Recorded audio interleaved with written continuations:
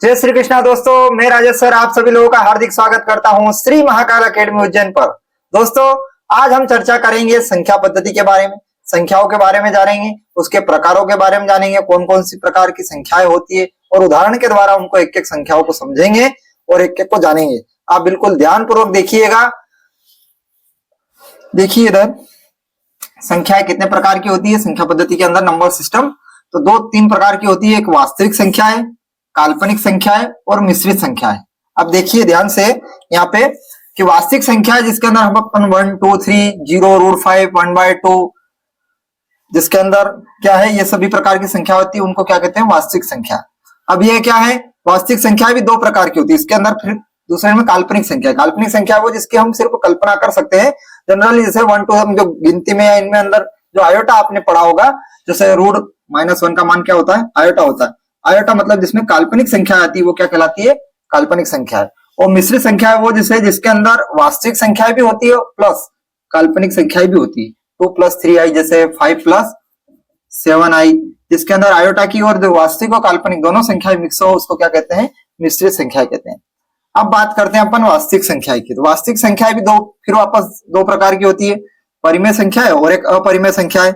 अपरिमेय संख्या वो संख्या है जिनको P/Q के रूप में अपन नहीं लिख सकते, वो क्या कहलाती है, अपरिमेय संख्या है। जैसे पाई जो है वो अपरिमेय संख्या है। अब आप ये सोच रहे होंगे कि सर पाई तो का मान 22/7 होता है, तो वो फिक्स नहीं होता है, उसको एक मान लिया जाता है। पाई का मान जो है 3.14 इसे डैश डैश करके चलता है, इसलिए इसको क्या है, P और Q के रूप में नहीं लिख सकते, इसलिए इसका नाम क्या है, अपरिमेय संख्या है। पाई क्या है, पाई एक अपरिमेय संख्या होती है। दूसरे नंबर पे आता है वास्तविक संख्याओं का टाइप होता है परिमेय संख्या। वो संख्या है जिनको P/Q के रूप में लिख सकते हैं, वो क्या कहलाती है, परिमेय संख्या कहलाती है। जैसे परंतु यहाँ पे एक डैश भी है, यहाँ पे Q का मान 0 के बराबर नहीं होना चाहिए, साइड में लिख दिया है दोस्तों। अब परिमेय संख्या भी कितने प्रकार की होती है, दो प्रकार की होती है, जिसके अंदर पूर्णांक संख्या है और क्या होती है, दशमलव होती है। सबसे पहले अपन जान लेते हैं इधर पूर्णांक संख्या है। आपने नंबर रेखा पढ़ी होगी, जो है संख्या रेखा जिसके अंदर माइनस नेगेटिव से लेकर 0 और प्लस पॉजिटिव, वो क्या कहलाती है, सभी पूर्णांक संख्या होती है। जिसके अंदर नंबर रेखा में आपने पढ़ा होगा 0, इधर से 1 2 3 प्लस पॉजिटिव अनंत तक डैश डैश डैश, और इधर क्या है, नेगेटिव अनंत तक। अब यहाँ पे दोस्तों पूर्णांक संख्याओं के तीन टाइप होते हैं, ऋणात्मक संख्या है, शून्य और धनात्मक संख्या, धनात्मक पूर्णांक होती है। ऋणात्मक पूर्णांक, शून्य और धनात्मक पूर्णांक। धनात्मक पूर्णांक में जो पॉजिटिव संख्या होती है 1 2 3 प्लस वो अनंत तक, वो क्या हो जाती है, धनात्मक पूर्णांक हो जाती है। और इसके अंदर एक शून्य और एक ऋणात्मक पूर्णांक होती है। अब बात करते हैं अपन धनात्मक पूर्णांक की। तो धनात्मक पूर्णांक में कौन कौन सी संख्या होती है, प्राकृत संख्या है, पूर्ण संख्या, भाज्य संख्या, भाज्य संख्या, सभाज्य संख्या, सम संख्या, विषम संख्या। अब इनको भी एक एक को अपन समझते हैं कि क्या क्या होती है।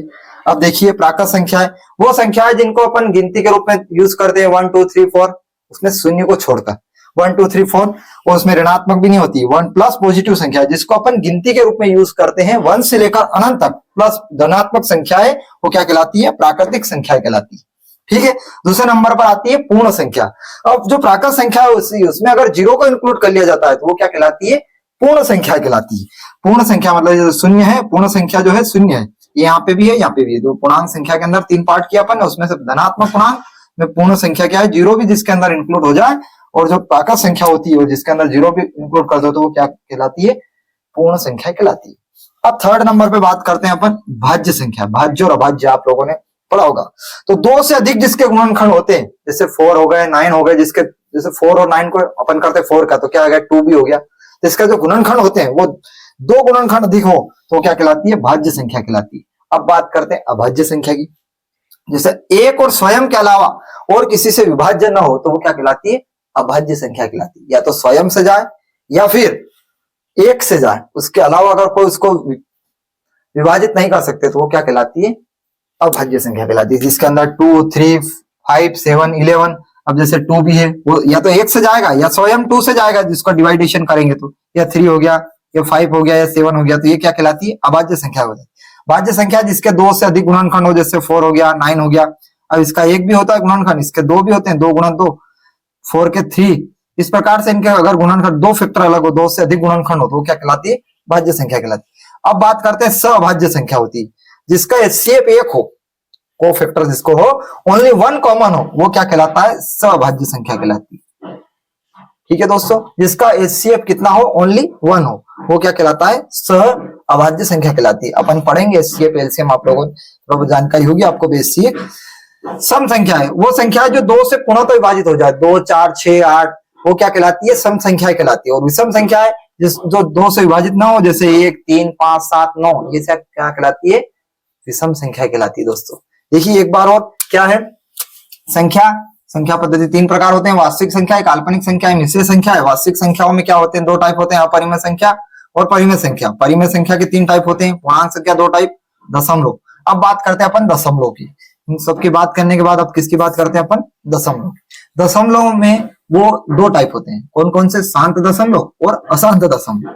शांत दशमलव हो कि जिसका अपन डिवाइड करें और वो खत्म हो जाए, सीधी भाषा में जिसका खत्म हो जाए, मतलब जैसे 1/1.2 है तो इसको डिवाइडेशन करें तो 0.5 आएगा, 0.64। जिसका डिवाइडेशन करने पर वो शांत हो जाए, खत्म हो जाए, वो क्या कहलाता है, शांत दशमलव कहलाता है। उसका दूसरा टाइप है क्या है, अशांत दशमलव। जैसे आप लोगों ने करा होगा 0.333 डेश डेश आया जाए, वो क्या कहलाता है, अनंत तक आया जा रहा है, वो होता है अशांत दशमलव कहलाता है। अब अशांत दशमलव के भी 2 टाइप होते हैं, एक होता है आवर्ती और एक होता है अनावर्ती।